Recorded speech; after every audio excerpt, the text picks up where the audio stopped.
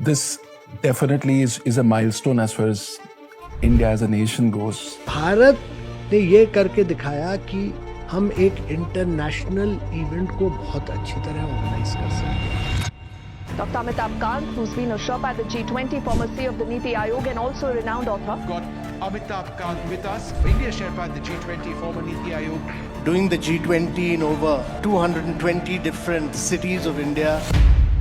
माननीय प्रधानमंत्री जी के साथ आपने जो काम किया और उन्होंने जो आपको सपोर्ट दिया, do you think he's probably the best boss that you ever worked for? मुझे जो लगता है कि जो मैं देश के लिए कर पाया सबसे ज्यादा, चाहे स्टार्टअप इंडिया हो, मेक इन इंडिया हो और एस्पिरेशनल डिस्ट्रिक्ट प्रोग्राम हो, ये सब कार्यक्रम कर पाया क्योंकि make in India another initiative जिस पे काफी काम हुआ. कफलिंग में पहनता हूँ, ये भी वन डिस्ट्रिक्ट वन प्रोडक्ट का भाग है, ये भारत का नक्शा है.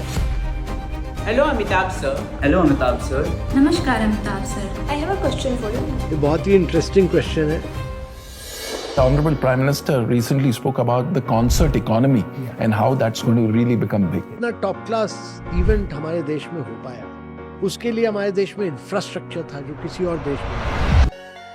एक चीज और जो उन्होंने पहले कही थी कि सारी शादियां भारत में हैं. मैं कुछ लीडर्स का नाम लूंगा, आपको एक वर्ड बोलना है जो उनकी क्वालिटी को दर्शाता है. No, this is a very fascinating question. 17 lakh crore रुपए के इंफ्रास्ट्रक्चर प्रोजेक्ट्स 20 साल से धूल खा रहे थे और फिर 2014 से शुरू हुई प्रगति. जो 20 साल में नहीं हुआ वो 9 साल में हो गया. ये मैं नहीं कह रहा, ये ऑक्सफोर्ड यूनिवर्सिटी की रिपोर्ट कह रही है. Crediting the Honorable Prime Minister Shri Narendra Modi ji's Pragati platform for making this happen. और ये तो मैंने सिर्फ एक इनिशिएटिव का नाम लिया. माननीय प्रधानमंत्री श्री नरेंद्र मोदी जी की लीडरशिप में हमारे देश में make in India, startup India और डिजिटल इंडिया जैसे कई पावरफुल इनिशिएटिव्स की शुरुआत हुई. आज के जीडीपी शो में हमारे साथ हैं वो शख्स जिन्होंने इन इनिशिएटिव्स को ना सिर्फ स्पीयरहेड किया बल्कि एक ग्रैंड सक्सेस भी बनाया. Let's welcome to the show one of India's most iconic bureaucrats, the former CEO of Niti Aayog and India's G20 Sherpa, the legendary Mr. Amitabh Kant.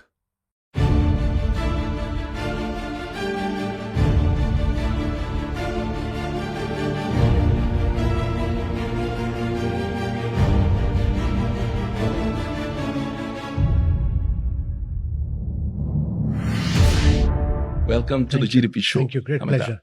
Wonderful talking to you, Sharad. Same है अमिताभ. अच्छा, 2024 जो साल था, as common Indians हमारे लिए बड़ा कमाल का साल था. जनरल इलेक्शंस हो गए, हमने क्रिकेट वर्ल्ड कप जीता, गुकेश का चेस टाइटल, तो हमारे लिए तो बड़ा कमाल का साल था. आपके लिए as a senior bureaucrat how was 24? मेरे लिए भी बहुत अच्छा रहा और ना केवल G20 की सक्सेस रही, उसके बाद हम लोगों ने ब्राज़ील की बहुत मदद की उनकी G20 में, और मुझे ये ब्राज़ील और फिर उसके बाद साउथ अफ्रीका जाने का अवसर मिला और वहाँ के जो उनकी G20 टीम्स थी उनके साथ मिलके, क्योंकि हम उनकी ट्रॉयका में थे जी, उनके साथ मिलके हम लोग को G20 को आगे ले जाने का एक अवसर मिला, क्योंकि ग्लोबल साउथ जी, के लिए काम करने का एक मौका था. जी. आपने G20 की बात की, तो जो इंडिया की G20 प्रेसिडेंसी है, इसके बारे में काफी बात होती है. तो मैं ये चाहता हूं कि एक सिंपल तरीके से आप ये बताएं कि G20 से पहले, हमारी प्रेसिडेंसी से पहले का इंडिया और अब के इंडिया का परसेप्शन में कोई चेंज आया है, और वो आया है तो क्या आया है? देखिए, बहुत चेंज आया, क्योंकि G20 जब भारत ने ली थी तो बड़े चैलेंजेस थे, अंतर्राष्ट्रीय चैलेंजेस थे. जी, उस समय पोस्ट कोविड का जमाना था. करीब 30-35 करोड़ लोग दारिद्र्य रेखा के नीचे दुनिया में जा चुके थे. जी, करीब 20 करोड़ लोग अपनी नौकरी खो चुके थे. और ये एक चैलेंज था कि रशिया यूक्रेन का युद्ध चला जा रहा था 2 साल से, और उसकी वजह से फूड, फ्यूल, फर्टिलाइजर सब पे इम्पैक्ट था. बिल्कुल. और सस्टेनेबल डेवलपमेंट गोल्स जो थे 170 में से केवल 12 अचीव हुए थे, तो बहुत पीछे चल रहा था दुनिया सस्टेनेबल डेवलपमेंट गोल्स में। तो इस समय G20 लेना और प्रधानमंत्री जी का ये कहना कि हम एक एम्बिशियस, इंक्लूसिव, डिसाइसिव और एक्शन ओरिएंटेड G20 करेंगे। उन्होंने ये भी कहा कि ये बाकी सब लोग देश करते हैं, एक जगह या 2 जगह G20 करते हैं, पर आप इस G20 को हमारे सारे स्टेट और यूनियन टेरिटरीज में करिए। और ये पहली बार हुआ ऐसा? पहली बार हुआ, पहले कभी भी नहीं हुआ था। तो करीब 230 G20 मीटिंग्स हर स्टेट और यूनियन टेरिटरीज में हुई, और इसको हम लोगों ने एक साधारण व्यक्ति को इन्वॉल्व किया, एक स्कूल्स हो, कॉलेजेस हो, स्टेट्स के लोग हों, सबको इन्वॉल्व किया इस G20 में। और उसके अलावा ये एक पीपल्स मूवमेंट बना G20। और G20 के समय हम लोग देखिए, G7 हो, ग्लोबल साउथ हो, रशिया हो, चाइना हो, और इधर सऊदी अरेबिया और टर्की हो, हम सबको मिलाकर हम आगे बढ़ पाए।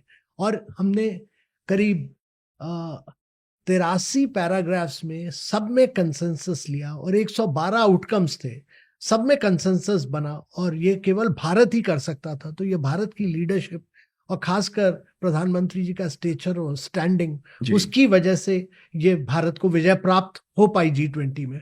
और मैं समझता हूं कि ऐसा G20 का लीडर्स डिक्लेरेशन और ऐसी G20 दुनिया में पहले कभी नहीं हुई थी। क्या बात है। और उसका नतीजा आप एज ए ब्यूरोक्रेट महसूस करते हैं कि हमारा स्टेचर बढ़ चुका है, अब लोग हमें अलग तरीके से देखने लगे एज लीडर्स? भारत ने ये करके दिखाया कि हम एक इंटरनेशनल इवेंट को बहुत अच्छी तरह ऑर्गेनाइज कर सकते हैं। हम इसको ना केवल 230 मीटिंग कर सकते हैं, बल्कि एक मेन लीडर्स समिट भी बहुत अच्छी तरह कर सकते हैं। और वो खासकर दिखाना जरूरी था, क्योंकि उसके पहले लोगों के दिलो दिमाग में वो कॉमनवेल्थ की यादगार थी तो उसको हटाना बहुत आवश्यक था जी। दूसरी चीज कि हम सबके साथ नेगोशिएट करके एक विश्व मित्र की तरह सबके साथ काम कर सकते हैं जी, और सबको साथ ला सकते हैं। क्योंकि देखिए, यूनाइटेड नेशंस और सिक्योरिटी काउंसिल दोनों रशिया यूक्रेन के पैराग्राफ पे फेल हो चुकी थी। बिल्कुल सही बात। कोई मल्टीलैटरल फोरम सक्सीड नहीं कर पाया। तो ये सक्सीड करना बहुत आवश्यक था, और भारत ने जब ये किया, और एक पैराग्राफ पर आप सोचिए 300 घंटे लगे जी, करीब 16 ड्राफ्ट फेल हुए, 250 बायलैटरल्स हुई, और हमको ये कहना पड़ा कि अगर G20 में सक्सीड नहीं करिएगा तो हम दूसरे फोरम्स पे काम करेंगे। और उसमें बहुत भारत ने एक टफ स्टैंड लिया, पर सक्सेस मिली हमको, और उस वजह से मेरे विचार से भारत की स्टैंडिंग बहुत बढ़ी है, और ये लोगों को लगा कि केवल भारत ही ये सक्सेस अचीव कर सकता था। क्या बात है अमिताभ। उन लम्हों में या उन मोमेंट्स में आप ले जाइए जब ये ड्राफ्ट बन रहा था और क्लियर नहीं था बन पाएगा नहीं बन पाएगा, हम ब्रेक थ्रू अचीव कर पाएंगे नहीं अचीव कर पाएंगे। उस दौरान प्रधानमंत्री की क्या भूमिका थी, और आप एज ए टीम जब इसको अचीव करने में लगे हुए थे, तो क्या वो 2-3 चीजें थी, वो क्वालिटीज थी जिसकी वजह से हम ये अचीव कर पाए? देखिए, प्रधानमंत्री जी बड़े क्लियर थे कि हमें किसी भी हालत में कंसेंसस अचीव करना है। उन्होंने कहा था एम्बिशियस रहो, इंक्लूसिव रहो। इंक्लूसिव का मतलब था कि आप अफ्रीकन यूनियन को भी मेंबर बनाइए। तो भारत ने तो एक्चुअली G20 को G21 बनाया। बिल्कुल।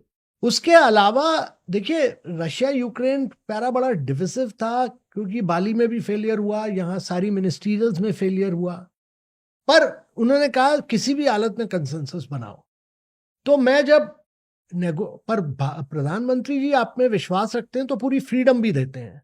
तो मैं ये मीटिंग करीब 70 किलोमीटर दूर हम लोगों ने नू डिस्ट्रिक्ट में जाकर की थी, और वहाँ करीब, क्योंकि हम चाहते थे कि कोई मीडिया ना आए, कोई लीकेज ना हो इन्फॉर्मेशन का, वहाँ मीटिंग की। और ये मीटिंग जब शुरुआत हुई तो ये लग रहा था कि कभी सक्सेस अचीव नहीं हो पाएगी जी। और प्रधानमंत्री जी को मैं हर 2 घंटे पर एक सिचुएशन रिपोर्ट भेजता रहा, और उनका स्टेचर और स्टैंडिंग बहुत बड़ी थी दुनिया में, और वो सब जगह हर जगह ट्रैवल कर चुके थे, सारे लीडर्स को जानते थे।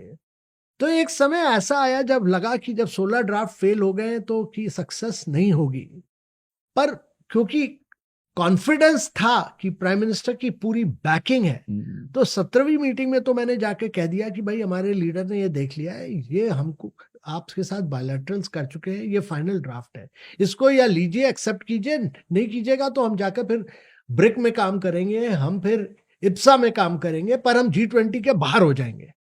ये कहना आवश्यक, बहुत बड़ी बात थी, बहुत बड़ी बात थी।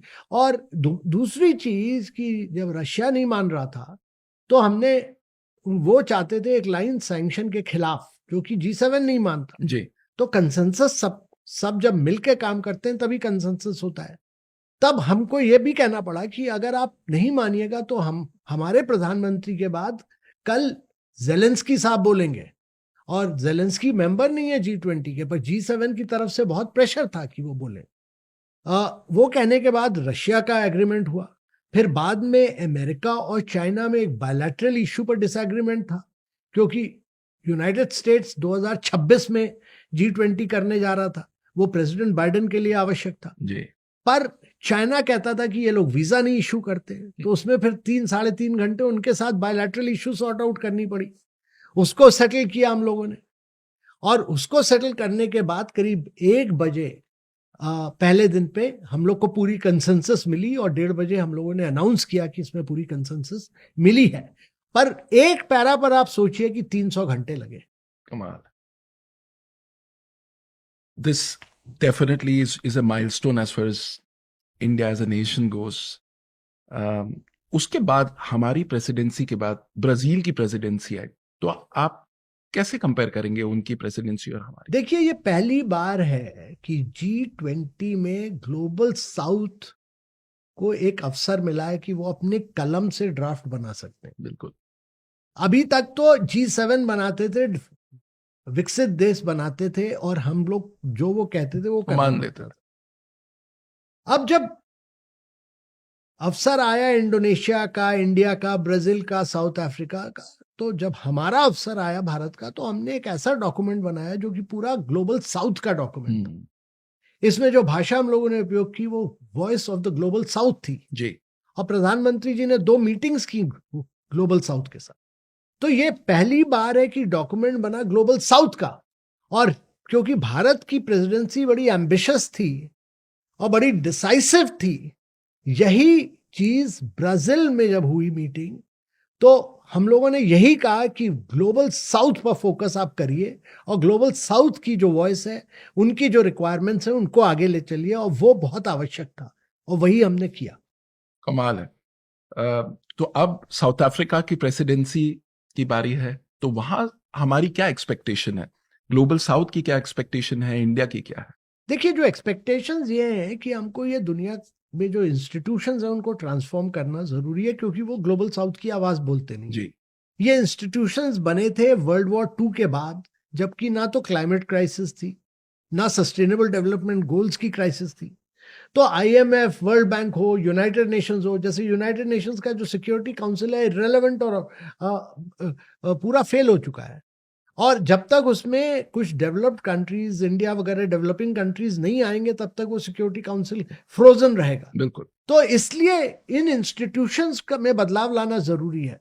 दूसरा, जैसे डिजिटल पब्लिक इंफ्रास्ट्रक्चर हमने ड्राइव किया, जी। अगर सस्टेनेबल डेवलपमेंट गोल्स को अचीव करना है तो उसके बिना नहीं हो पाएगा, बिल्कुल। तो उस पर फोकस लाना जरूरी है। तीसरा, बैलेंस्ड और सस्टेनेबल और इंक्लूसिव ग्रोथ पर फोकस करना जरूरी है। ये सब चीजें आवश्यक हैं जिस पे हम लोगों ने बहुत फोकस किया। पर मैं समझता हूं कि ट्रांसफॉर्मेशन ऑफ मल्टीलैटरल इंस्टीट्यूशंस और डिजिटल पब्लिक जो इंफ्रास्ट्रक्चर है, DPI जिसको हम कहते हैं, डिजिटल पब्लिक इंफ्रास्ट्रक्चर, वो ग्लोबल साउथ के लिए बहुत आवश्यक है। उस पे हमने काफी फोकस किया। अच्छा, आपकी नई किताब आई है, इसके बारे में भी काफी चर्चा हो रही है, तो इतना सब करते हुए आपको वक्त कैसे मिला इस किताब को लिखने का, और थोड़े किताब के बारे में बताएं। देखिए, जब मैं कुछ भी करता हूँ डेली बेसिस पे अपनी डायरी पे कुछ चीजें नोट करता हूँ। अच्छा। और फिर मैं उस पे वापस जाता हूँ जब वो इवेंट हो जाता है। तो जब ये इवेंट हो गया, तो क्योंकि इसमें बहुत उचाव थे, बहुत टकराव थे, बहुत गिरावट आई कई बार, जी और कई बिल्कुल। बार लगा कि सक्सीड हो ही नहीं सकता। मतलब फेलियर लग रहा था कि बिल्कुल क्लाइमेट पे और जियो पॉलिटिक्स पे फेलियर ही फेलियर लग रहा था, तो लिखते चला जा रहा था, लिखते जा हाँ, वो सारे थॉट्स आपके रंग अलग अलग इमोशन के सारे दिखे होंगे लिखे हुए। आपको। तो जब ये खत्म हो गया, सब कुछ हो गया, तो प्रधानमंत्री जी का निर्देश था कि इसको आप क्रॉनिकल कीजिए, इसको पर जी। लिखिए, क्योंकि ये आगे चल के G20 कैसे इंडिया सक्सीड हुआ, क्योंकि हम बाद में चल के तो ओलंपिक्स भी करेंगे, जी क्या लेसन्स हैं, क्या चैलेंजेस आए, क्या दिक्कतें आई, वो सब समझना बहुत आवश्यक है। तो ये सब रिकॉर्ड किया गया है इस किताब में, और अप्स एंड डाउन्स क्या रहे, वो सब बताया गया है, और क्यों विजय प्राप्त हुई, और उसको विजय प्राप्त करने के लिए हमको क्या क्या करना पड़ा। क्योंकि हम लोग कई बार तो हम लोग ने प्लीड किया, कई बार कैजोल किया, कई बार थ्रेटन किया, कई बार इंटिमिडेट साम किया, दाम दंड सब भेद। साम नाम दंड भेद सब कुछ किया, और उसी वजह से वो इनसाइड स्टोरी क्या है वो लिखा है। क्या बात है। और आपने उसका नाम मैं आपको बता दूं, how India scaled mount G20, ये नाम था। वाकई माउंट G20 था वो। और अब व्हेन यू लुक बैक आपको लगता होगा कि ये क्या हमने अचीव कर लिया। देखिए, इसलिए रखा स्केल्ड माउंट G20 क्योंकि मैं तो केवल शेर्पा था, जी। लीडर तो एक्चुअली प्रधानमंत्री थे। जी प्रधानमंत्री जी का मैं एक शेर्पा था, तो शेर्पा का काम है कि अपने लीडर को माउंट एवरेस्ट पर पहुंचाए, उसकी ऊंचाइयों पर पहुंचाए, और ये सबसे चैलेंजिंग काम होता है शेर्पा का, क्योंकि वो उसको सबके बीच में कंसेंसस लानी होती है। तो वो कैसे लाए, क्या किया, और कैसे लीडर्स को, और लीडर्स से मुझे क्या मदद मिली, क्या सहायता मिली, और मैं क्या सीख पाया लीडर से, वो उस पर भी एक चैप्टर है। क्या क्योंकि प्राइम मिनिस्टर की क्वालिटीज, जो उनकी विजन थी, जो उनका बोल्ड और रिस्क लेने का अंदाज था, और जो उनका स्टेचर स्टैंडिंग थी, और कभी हमेशा ऑप्टिमिस्टिक रहे। आखिरी दिन भी जब हम सक्सीड नहीं कर रहे थे, उन्होंने मुझसे कहा कि भाई कंसेंसस अचीव करो, कैसे करते हो मुझे प्रोसीजर और रेगुलेशन में मत डालो, पर तुम अचीव करके दिखाओ। तो वो ऑप्टिमिज्म था उनका, और रिस्क टेकिंग एबिलिटी थी, और विश्वास था मेरे पर, तो इसीलिए हम कर पाए। आप कई लीडर्स के साथ आपने काम किया, एंड अक्सर आपका जो बॉस होता है उसमें वो क्वालिटी होती है to get the best out of you. तो आप माननीय प्रधानमंत्री जी के साथ आपने जो काम किया और उन्होंने जो आपको सपोर्ट दिया, do you think he is probably the best boss that you ever work for? देखिए, मैं सारे गवर्नमेंट्स में काम कर चुका हूँ। मैं केरला में कम्युनिस्ट गवर्नमेंट में भी काम किया, और जब मैं केरला में टूरिज्म में गया तो मुझे तो टूरिज्म एक पनिशमेंट पोस्टिंग की तरह मिली। मैं 10 महीने मुझे पोस्टिंग नहीं दी, फिर पनिशमेंट की तरह।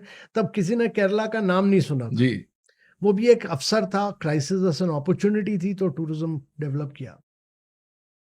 उसके बाद मैं जब टूरिज्म सेक्रेटरी था तो वाजपेयी साहब वहाँ केरला आए, तो उनसे मिलने का एक अवसर मिला, और करीब हफ्ते भर में उनके साथ था कुमारगम बैक वाटर्स जी। पे।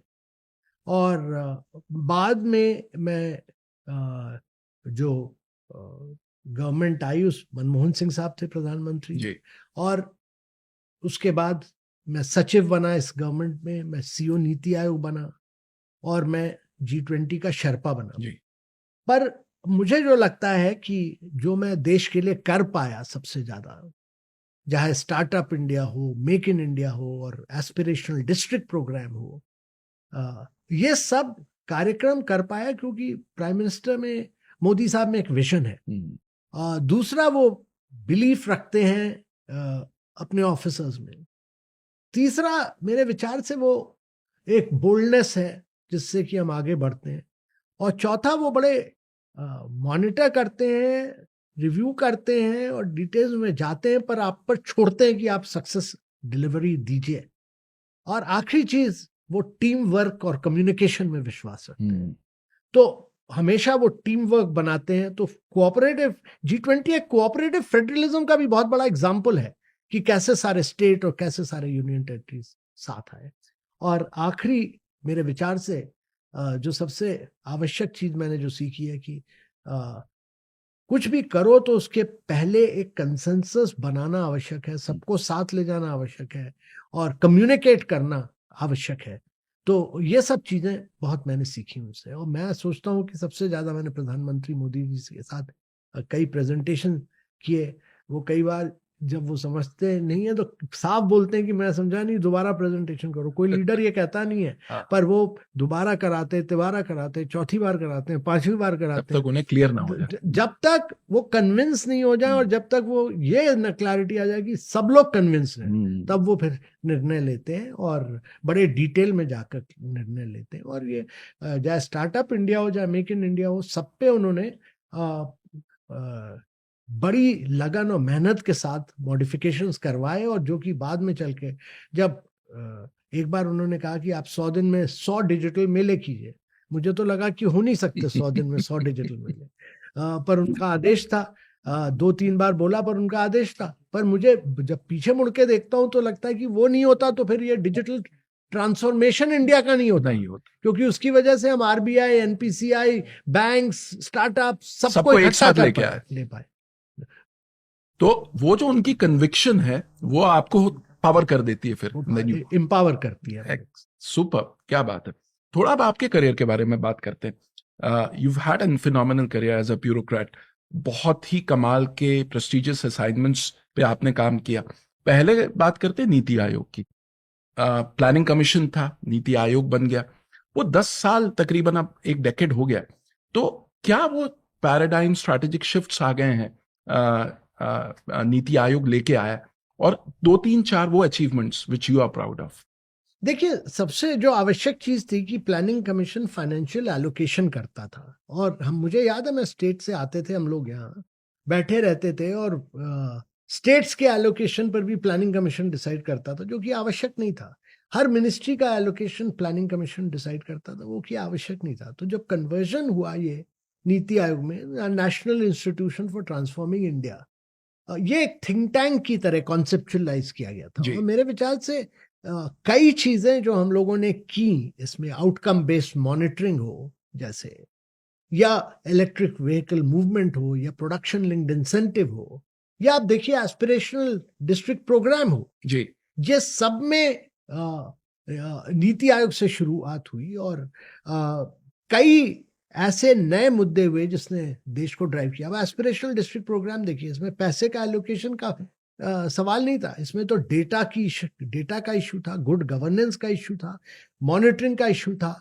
और जो डेटा था उसके बेसिस में कौन डिस्ट्रिक्ट अच्छा कर रहा है, सबसे पीछे वाले डिस्ट्रिक्ट्स थे ये 115, और प्रधानमंत्री इनको बैकवर्ड नहीं कहा, उन्होंने एस्पिरेशनल कहा। और उसकी वजह से हम बदलाव कर पाए इन 115 डिस्ट्रिक्ट में, और ये डिस्ट्रिक्ट्स बेस्ट परफॉर्मिंग डिस्ट्रिक्ट से भी अच्छे बने आगे चल के।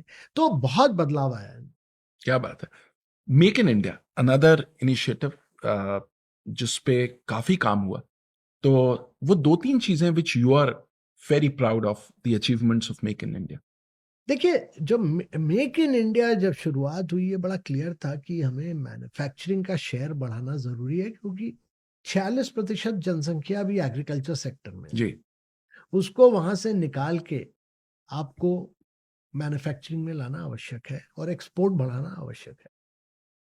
तो पहली चीज तो ये हुई कि प्रधानमंत्री जी ने बड़े क्लियरली कहा कि आप ये जो रूल्स, रेगुलेशन, प्रोसीजर बना रखे हैं इसको हटाओ। तो 1700 लॉ हटाए गए, प्रोसीजर्स हटाए गए, रूल्स हटाए गए।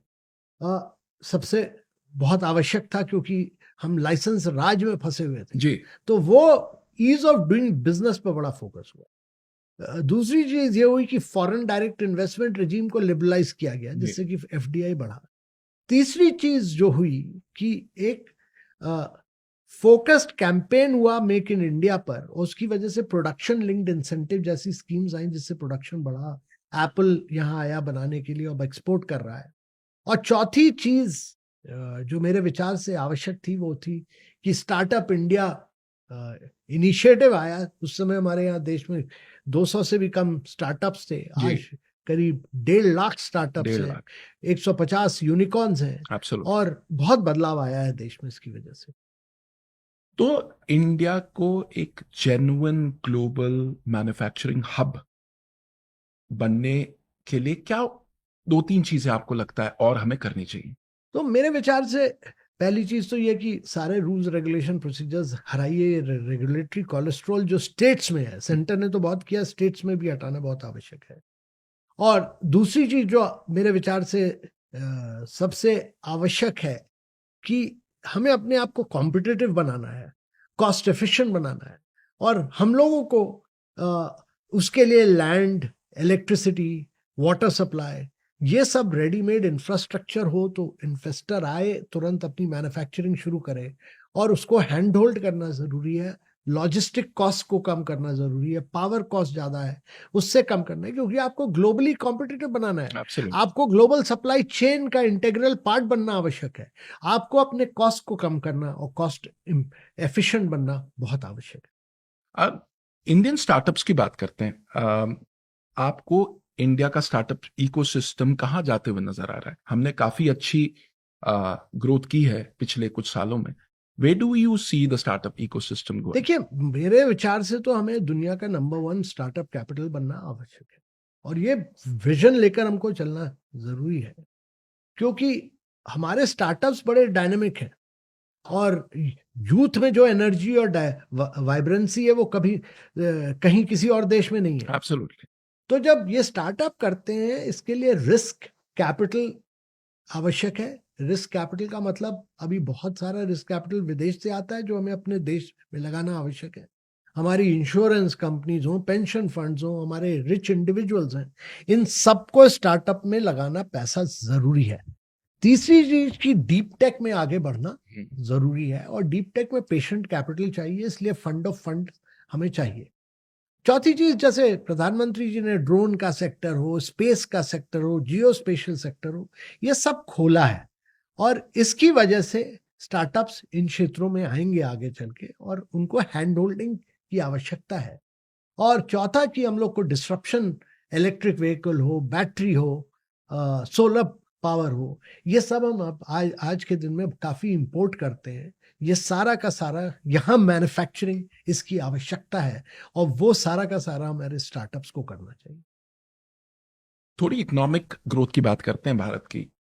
2014 we were the 10th largest economy, आज 4th लार्जेस्ट हम हो गए। इस ग्रोथ के पीछे की ड्राइवर्स क्या हैं? क्या बदला है भारत में, और आगे के पॉइंट ऑफ व्यू से क्या चीजों का हमें ध्यान रखना चाहिए? तो देखिए, कई चीजें हुई। पहले तो स्ट्रक्चरल रिफॉर्म्स हुए, जीएसटी आया, एक टैक्स आया जिसने 28 टैक्सेस और सेसेस को रिप्लेस किया जी। बैंक्रप्सी कोड आया, रियल एस्टेट रेगुलेशन एक्ट आया, ईज ऑफ डूइंग बिजनेस पर फोकस हुआ, कॉर्पोरेट टैक्स को कम किया गया। तो ये तो स्ट्रक्चरल रिफॉर्म्स आए जो कि लॉन्ग टर्म के लिए बहुत आवश्यक थे। दूसरी चीज मेरे विचार से इंफ्रास्ट्रक्चर पर फोकस आया, क्योंकि देखिए, हमने तो इस देश में करीब 4.5 करोड़ घर बनाए जी। हमने करीब 11 करोड़ लोगों को बिजली और पानी का कनेक्शन दिया गया, और उसके अलावा टॉयलेट्स दिए, घर दिए, बिजली के कनेक्शन दिए। करीब 26 लाख लोगों को उनके घर तक पानी पहुंचाया गया। तो और 88,000 किलोमीटर की सड़कें बनी। तो जब ये इंफ्रास्ट्रक्चर बना तो कैपिटल फॉर्मेशन ने बहुत ड्राइव किया जीडीपी को। और तीसरी चीज जो मैं सोचता हूं कि डिजिटाइजेशन, जिसको बैंक ऑफ इंटरनेशनल सेटलमेंट ने कहा कि भारत ने जो 7 साल में किया वो 50 साल लगते भारत को। तो ये डिजिटल ट्रांसफॉर्मेशन बहुत आवश्यक था, और इसकी वजह से बहुत फोकस हुआ है। और डिजिटल ट्रांसफॉर्मेशन की वजह से अब आप देखिए, भारत करीब 50% फास्ट पेमेंट दुनिया में करता है। चाइना सेकंड रैंक पे है 20% से। हमारे जो स्टार्टअप्स हैं वो क्रेडिट देते हैं इस पेमेंट हिस्ट्री पे। वो स्टार्टअप्स जो हैं वो stock market transaction tyre 2 tyre 3 cities में कराते हैं, और गो डिजिट और एक्को जैसे स्टार्टअप्स हैं जो इंश्योरेंस देते हैं, वो सब 30 मिनट से 30 सेकंड और 1 मिनट के बीच में मोबाइल ट्रांजैक्शन से होता है। तो ये जो दिखाता है कि टेक्नोलॉजिकल ट्रांसफॉर्मेशन हुई। चौथी चीज जो हुई है मेरे विचार से कि हम लोग ने ग्रीन ग्रोथ पर फोकस किया। 200 गीगावाट रिन्यूएबल एनर्जी की, करीब 12 करोड़ महिलाओं को हम लोगों ने कुकिंग गैस कनेक्शन दिया, जो कि फायरवुड्स जलाते थे अपने घर में। और फिर नए पांचवी चीज मेरे विचार से नए मिशन आए, आर्टिफिशियल इंटेलिजेंस मिशन हो, क्वांटम कंप्यूटिंग मिशन हो, सेमीकंडक्टर मिशन हो, अभी क्रिटिकल मिनरल्स का एक नया मिशन बनाया गया। तो ये सब चीजें, नई टेक्नोलॉजी हमको कैसे आगे ले जाएगा आने वाले दिनों में, वो बहुत आवश्यक था। तो ये सब चीजों ने ड्राइव किया है मेरे विचार से। ऑसम। थोड़ी बात करते हैं हमारी यूपीआई की। ये जब इनिशिएटिव शुरू हुआ था यूपीआई का, कभी आपने सोचा था कि ये इस स्केल पे पहुंचेगा और ये हमारे स्टेचर को इतना बिल्ड करेगा? देखिए, मैंने तो शुरुआत से देखा, जबकि 2015 और 2017 के बीच में 550 मिलियन, मतलब 55 करोड़ लोगों के बैंक अकाउंट खुले। जी। उनको फिर आधार से सीड किया गया, मोबाइल नंबर से सीड किया। और जब मैं बताता कि प्रधानमंत्री ने कहा कि 100 दिन में 100 डिजिटल मिले करो, तो उस समय से मैंने देखा, कभी ये नहीं लगता था कि हम इतनी प्रोग्रेस कर पाएंगे। अब आप ये समझिए कि हम दुनिया का 50% payment real time fast payment हो रहा है, बैंक से क्रेडिट और डेबिट हो रहा है जी। तो ये किसी देश में नहीं होता, किसी दुनिया में नहीं होता। और ये मेरे ख्याल से बहुत प्रोग्रेस हुई है। और पर यूपीआई का जो बैकबोन है, उसको उपयोग करके हम कई चीज़ों में आगे बढ़े। हम जैसे ई कॉमर्स में आगे बढ़े, हम जैसे कोविड के समय हम लोगों ने बहुत काम किया इसके बेसिस पे। और हम आज इंश्योरेंस हो या फास्ट पेमेंट हो या क्रेडिट हो या फिर आपका स्टॉक मार्केट ट्रांजैक्शन हो, ये सब हम 30 सेकंड में करते हैं। और यही वजह है कि हमारा कॉस्ट ऑफ ट्रांजैक्शन बहुत गिरा है जी। वो करीब $25 से गिर के, एक study bank of international settlement की और वर्ल्ड बैंक की कहती है कि आप 15 सेंट पे आ गया। और उसकी वजह से ईज ऑफ बिजनेस हुई है, ईज ऑफ लिविंग हुई है भारत में, और वो देश को आगे ले गया है। अच्छा, यूपीआई इस वक्त अमिताभ 7 कंट्रीज में एक्सेप्ट हो चुका है भारत से बाहर। आगे आपको क्या ग्रोथ दिख रही है यूपीआई की इंटरनेशनली? यूपीआई देखिए हर ग्लोबल देश में जाएगा, ग्लोबल साउथ के हर देश में जाएगा, क्योंकि इसकी, जब भारत ने G20 की प्रेसिडेंसी की, हर मीटिंग के पहले हम लोगों ने दिखाया कि कैसे डिजिटल ट्रांसफॉर्मेशन हुआ है भारत में, कैसे डिजी लॉकर बना है जी। कैसे हम फास्ट पेमेंट करते हैं, कैसे हम इंश्योरेंस करते हैं, कैसे एजुकेशन के क्षेत्र में दीक्षा बना है।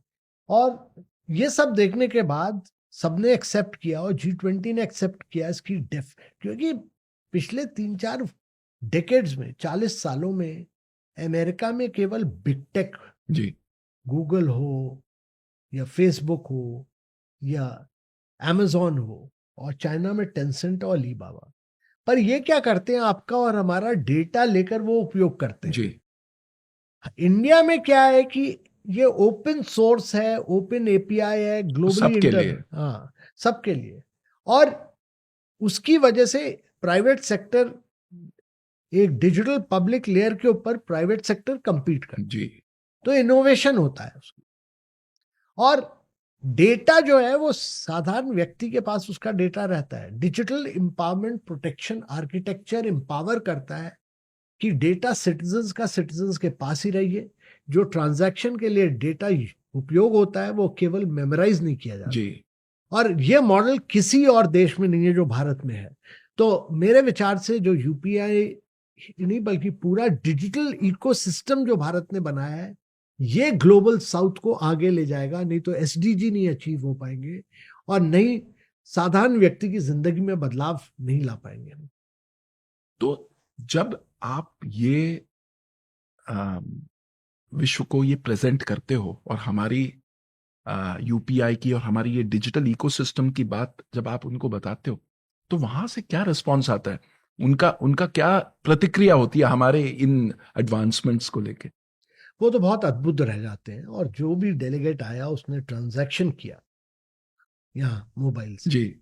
और उनको पहली बार लगा कि देखिए 5 साल से तो मैंने खुद, ना मैं किसी फिजिकल बैंक में गया ना मैंने अपना एटीएम उपयोग किया, ना मैं डेबिट कार्ड क्रेडिट कार्ड उपयोग करता हूँ। ये सारा का सारा ट्रांजैक्शन मैं अपने मोबाइल से करता हूँ। तो एक तो ये डिजिटली सेफ है, सिक्योर है, और दूसरा कि 30 सेकंड के अंदर हम लोग कर पाते हैं। तो ये एक मेरे विचार से क्रांति है जो भारत में आई है, और ये क्रांति साधारण व्यक्ति की जिंदगी में बदलाव लाती है। तो ये ग्लोबल साउथ जो है वो समझा कि अगर उनको दारिद्रता के ऊपर उठना है और साधारण व्यक्ति की जिंदगी को बदलना है तो इसके लिए डिजिटल पब्लिक इंफ्रास्ट्रक्चर आवश्यक है।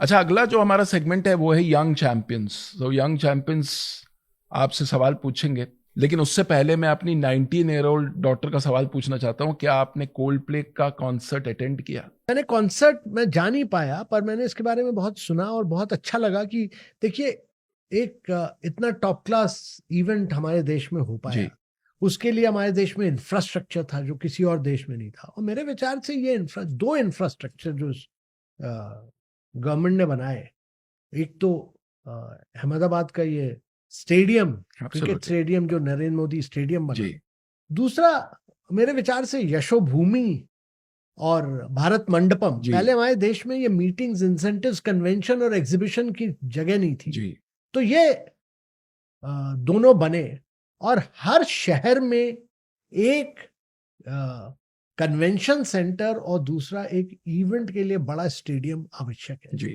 जिससे कि हम इंडिया एक मीटिंग्स, इंसेंटिव्स, कन्वेंशन, एग्जीबिशन और एंटरटेनमेंट के लिए ग्लोबली द बेस्ट डेस्टिनेशन बन के निकले। And the Honorable Prime Minister recently spoke about the concert economy and how that's going to really become big. Concert economy, और एक चीज और जो उन्होंने पहले कही थी कि सारी शादियां भारत में होनी चाहिए। ये बाहर जाके शादी, किसी युवा व्यक्ति को विदेश में जाकर शादी नहीं करनी चाहिए, सारी की सारी शादियां हिंदुस्तान में ही होनी चाहिए। Hello Amitabh sir, I am Advait Kutsarkar from Bhatikar Model High School, Goa, and my question is, do world leaders also make jokes during meetings, or is it all just serious business? No, this is a very fascinating question. And to my mind, when the leaders meet, it's not just the formal discussion which takes place, there's also informal discussion. And there is a lighter side to every leader, particularly Prime Minister Modi. He has a very personal relationship with all these leaders. And he cracks a lot of jokes, humor. All of them crack a lot of jokes. And during breaks or during lunchtime or during dinner time, actually, the Prime Minister told us, don't do too big a cultural show, do it very light as a background medium so that people could talk and interact. All the leaders had a very good meeting. They could talk and interact during the G20. और बहुत ही humorous भी रहा, कई jokes काटे गए और कई funny incidents भी रहे। क्या बात है। Hello Amitabh sir, my name is Divij. I'm from Podar International School, Mumbai. I wanted to ask you, do you have to learn to say hello in many languages, and which one is the hardest? There are many languages in which leaders say hello. They always have a translator with them. But I think saying hello in both Russian and Chinese is tough. But because there is a translator, you're able to translate easily. Every leader has a translator with them. Great. नमस्कार Amitabh sir, मेरा नाम आफरीन है और मैं PM Shri राजकीय बालिका inter college Barabanki Uttar Pradesh की छात्रा हूँ। मेरा सवाल ये है, अगर आप इतिहास के किन्हीं भी 3 हिस्टोरिकल फिगर के साथ डिनर पे जाना चाहें तो वो 3 कौन होंगे और क्यों? ये बहुत ही इंटरेस्टिंग क्वेश्चन है। पहली बार तो मुझे ये न्योता कभी मिलेगा नहीं कि 3 लीडर्स के साथ जाने का, पर मेरे विचार से जो 3 लीडर्स हैं, मैं एक तो मैं सोचता हूँ कि मैं प्रेसिडेंट लूला जो ब्राजील के प्रेसिडेंट हैं, वो काफी इंटरेस्टिंग व्यक्ति लगते हैं मुझे। दूसरा कि यूएस के प्रेसिडेंट डोनाल्ड ट्रंप अगर न्योता आता है, और तीसरा इटली की prime minister Miss Giorgia Meloni. इन 3 लोगों के साथ मैं उनके साथ लंच या डिनर करना चाहूँगा। क्या बात है। Hi Amitabh sir, my name is Paragati. I am from Gujarat. I have a question for you. What's your most favorite thing representing India on global stage other than all the amazing food? So one of the most amazing things for us during G20 was that whatever we did, we represented India in terms of its cuisine, in terms of its culture, in terms of the gift that we gave. One district, one product. all of them were given, and even my belief is that whatever we do, we should remain Indian and wear. So even the, देखिए ये जो cufflink मैं बात है। पहनता हूँ, Wow.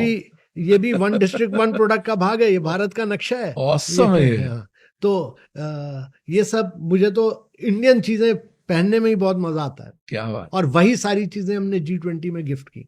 क्या बात है, बहुत बढ़िया। अब एक रैपिड फायर राउंड करते हैं। मैं कुछ लीडर्स का नाम लूंगा, आपको एक वर्ड बोलना है जो उनकी क्वालिटी को दर्शाता है। तो I start. Doctor S Jaishankar, visionary and dynamic, Nitin Gadkari, infrastructure creator, Ashwini Vaishnaw, progressive and highly communicative, Piyush Goyal, a trade and investment driver, Nirmala Sitharaman, keeps India's balance sheet and its financial progress in very healthy hands. Sushma Swaraj, Great speaker in Hindi, full of light-hearted moments. Atal Bihari Vajpayee, A great leader, a great poet, and a very distinguished diplomat. Honourable prime minister Modi ji, I would say a driver of growth. I would say a great leader, a visionary statesman, and a great team leader. fantastic.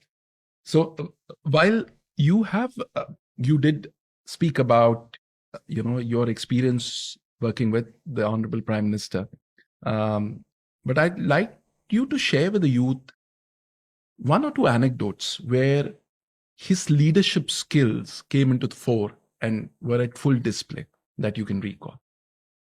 देखिए, मेरी पहली मुलाकात प्रधानमंत्री जी से हुई जब मैं Delhi Mumbai industrial corridor कर रहा था। मैं जगह जगह सारे चीफ मिनिस्टर्स के पास गया, क्योंकि ये 7 स्टेट से जाती थी डेडिकेटेड फ्रेट कॉरिडोर, कि भाई जमीन दीजिए कि इंडस्ट्रियल कॉरिडोर बनाए, और सबको जोड़ना था। हाँ।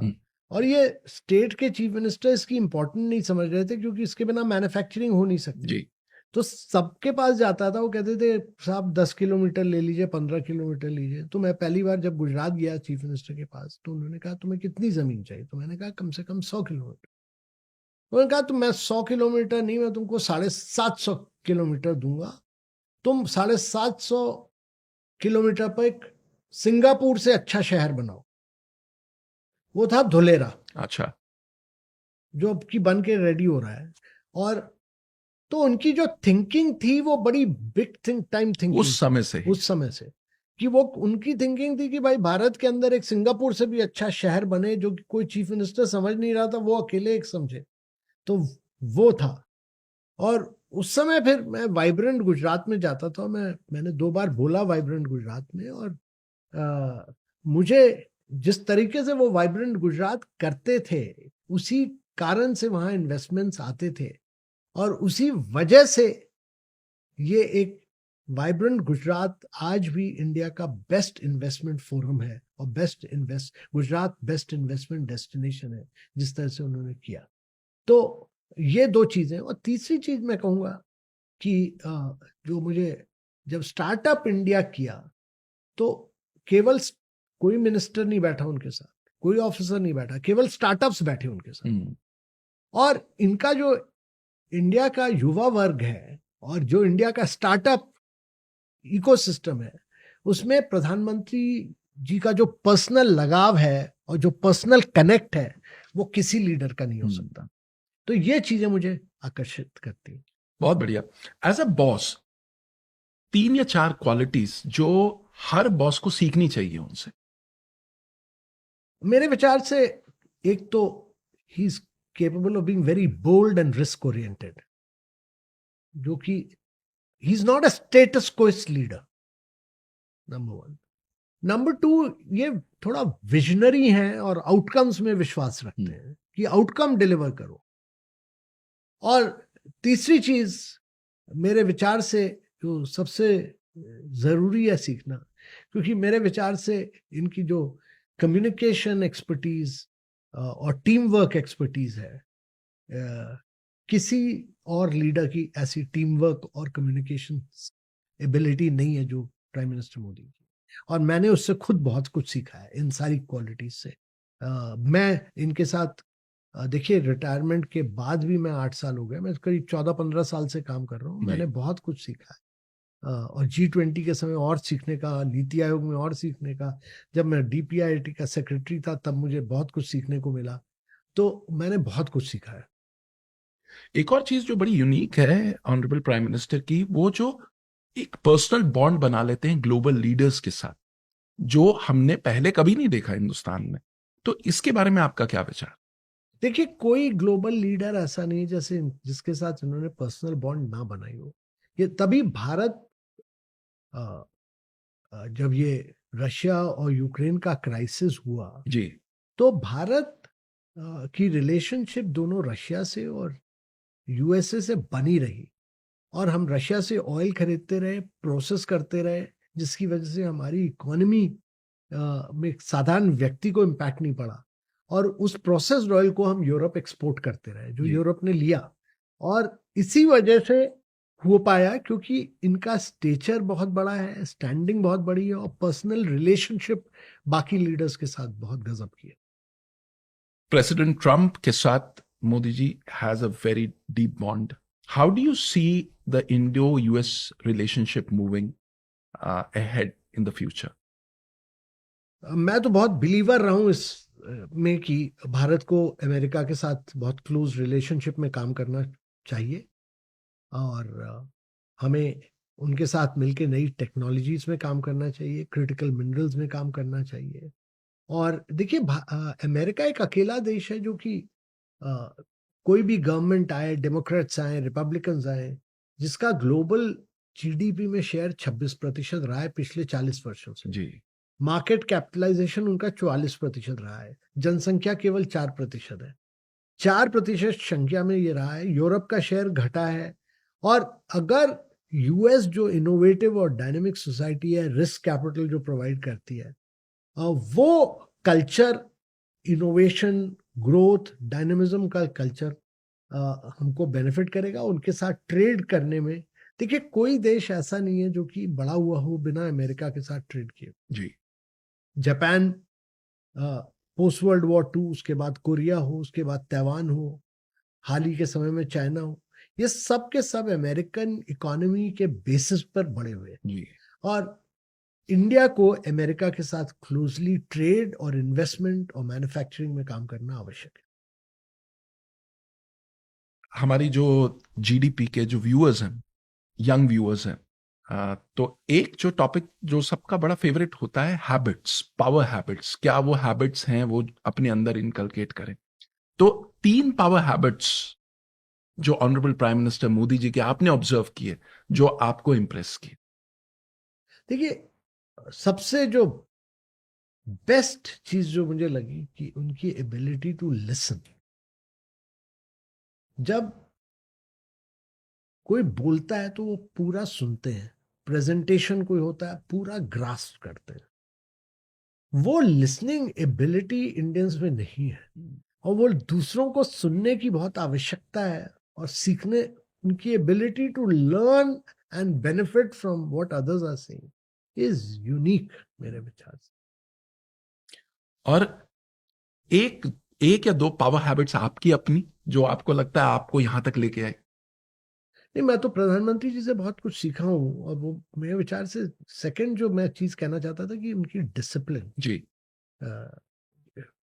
टाइम डिसिप्लिन, फिजिकल फिटनेस की डिसिप्लिन, योगा की डिसिप्लिन, ये सब चीजें, क्योंकि देखिए ऑलराउंडेड युवा वर्ग को, भारत के युवा वर्ग को अपने हेल्थ मेंटेन करना बहुत आवश्यक है। जी। तो मैंने एक चीज तो सीखी कि मैं 1.5 घंटे का सुबह एक्सरसाइज जरूर करता हूँ। अच्छा, ये मोदी जी के साथ काम करने के बाद हाँ, आपने शुरू किया मेरा है? तो वेट बहुत बढ़ गया था तो मैंने करीब 1.5 घंटे रोज एक्सरसाइज कर करके, खाने को कंट्रोल करके थोड़ा वेट कम किया। और रिव्यू भी करते हैं इस पे वो? बिल्कुल। मैं तो बहुत आवश्यक है कि आप कुछ भी करिए, मेहनत करिए, कुछ भी करिए, पर 1.5 घंटा सुबह आप 7 से 8:30 बजे अपने लिए टाइम रखिए।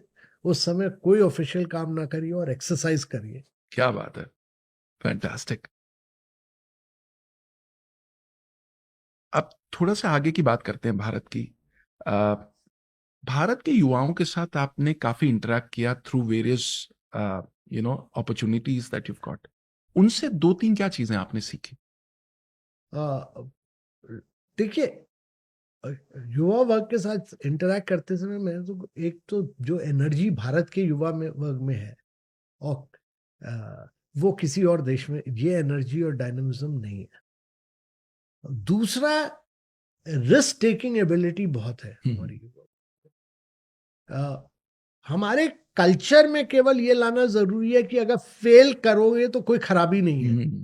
कि हमारी सोसाइटी को ये एक्सेप्ट करना होगा कि अगर स्टार्टअप्स में जाते हैं, एक बार फेल हुए, 2 बार फेल हुए, कोई बात नहीं, तीसरी बार सक्सीड करेंगे। कोई ऐसा एंटरप्रेन्योर नहीं है दुनिया में जो उसने फेल ना किया हो। जाते जाते 3 Sherpa hacks for our young Indians who are just starting out. First, you have to build very good relationship. तो आपका जो पर्सनल रिलेशनशिप है वो सबके साथ बहुत अच्छा होना चाहिए। एरोगेंस मत लाइए अपने बिहेवियर। दूसरा, आपको बहुत हार्डवर्क, रिलेंटलेस हार्डवर्क करना आवश्यक है, क्योंकि बिना हार्डवर्क के कोई चीज सक्सीड नहीं होती। ये G20 के नेगोशिएशंस में हर कंट्री की क्या पोजीशन रही है पहले 20 सालों में, वो उसके बारे में स्टडी करना बहुत आवश्यक था। वो सारा किया हम लोगों ने। तो हार्ड वर्क बहुत आवश्यक था, उसका कोई सब्स्टिट्यूट नहीं। कोई सब्स्टिट्यूट। रिलेंटलेस हार्ड वर्क कीजिए। और अभी बीच में बड़ी कंट्रोवर्सी चली कि 90 घंटे काम होना चाहिए कि नहीं। तो मेरे विचार से तो भारत, कोई देश ऐसा नहीं है जिसने बिना हार्ड वर्क के प्रोग्रेस किया हो। तो हार्ड वर्क आवश्यक है। और तीसरी चीज जो मेरे विचार से है कि टेक्नोलॉजी का उपयोग करना, क्योंकि आगे चल के बिना टेक्नोलॉजी के हम ग्रो नहीं कर पाएंगे। आप क्वांटम कंप्यूटिंग हो, आर्टिफिशियल इंटेलिजेंस हो, बायोटेक एरिया हो, इन सब चीज में भारत को नंबर 1 देश बन के निकलना आवश्यक है। और गवर्नमेंट की ने सारा इंफ्रास्ट्रक्चर इन सारे क्षेत्रों में प्रोवाइड किया है और हमको उसको उपयोग करके नंबर 1, चाहे बैटरी मैन्युफैक्चरिंग हो, चाहे इलेक्ट्रिक मोबिलिटी हो, चाहे सोलर एनर्जी हो, इन सब चीजों में देश को चैंपियन बनाना आवश्यक है। अमिताभ, आपने इतने दिल खोल के बात की और इतने कमाल के इंसाइट्स हमारे साथ शेयर किए, अपने जीवन के इतने खूबसूरत पहलू हमारे साथ शेयर किए। Thank you so much for being a part of the GDP podcast. Thank you, बहुत बहुत धन्यवाद। तो ये थी हमारी कॉन्वर्सेशन विद अमिताभ कांत, एक ऐसे लीडर जो भारत के नए दौर की नींव रख रहे हैं, जो नए भारत की कल्पना को वास्तविकता में बदल रहे हैं। आज भारत दुनिया के लिए एक प्रमुख मिसाल है, जो डिजिटल इंफ्रास्ट्रक्चर, क्लाइमेट लीडरशिप और स्टार्टअप इकोसिस्टम जैसे क्षेत्रों में नए बेंचमार्क्स और स्टैंडर्ड्स सेट कर रहा है। और यही तो GDP का मिशन है, इंडिया के यंग माइंड्स को ऐसे विजनरीज से मिलवाना जो नए भारत का फ्यूचर लिख रहे हैं। तो मिलते हैं अगले एपिसोड में नए इंस्पिरेशन और नए आइडियाज के साथ। तब तक अपने सपनों का पीछा करते रहिए, क्योंकि नए भारत का निर्माण आप ही के हाथों में है। जय हिंद, जय भारत।